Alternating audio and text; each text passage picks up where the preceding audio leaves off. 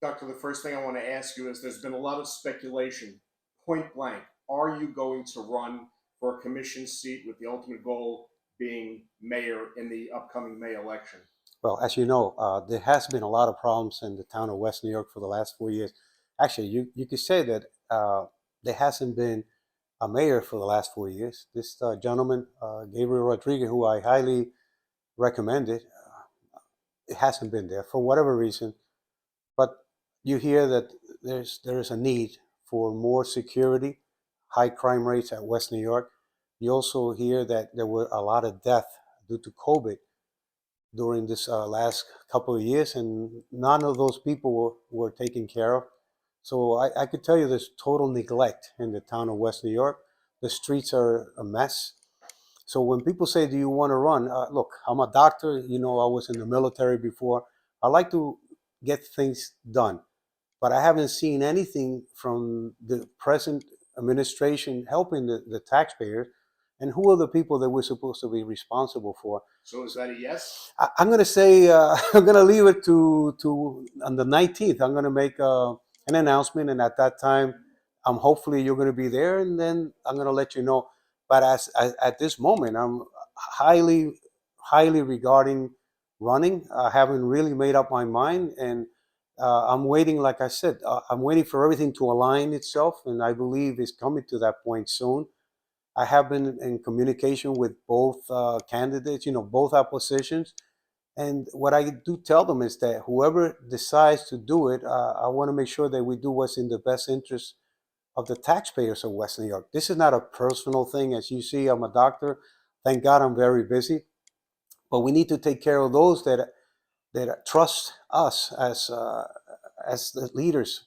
And so far, I haven't seen anything. It has been an empty administration so far. And just so you're aware, former Congressman Cires officially made his announcement through a press release today. He is running for mayor, which everyone knew was going to happen anyway. Mm-hmm.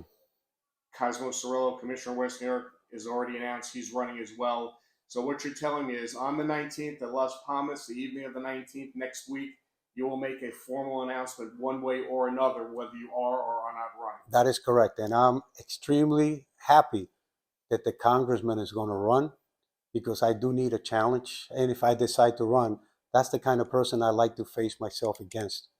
So, and good things I could only say about Cosmo Cirillo. So I'm looking forward to making an announcement and making a difference at West New York.